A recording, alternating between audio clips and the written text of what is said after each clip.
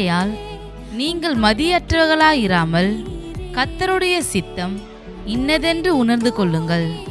எபேசியர் 5 அதிகாரம் 17 வசனம்.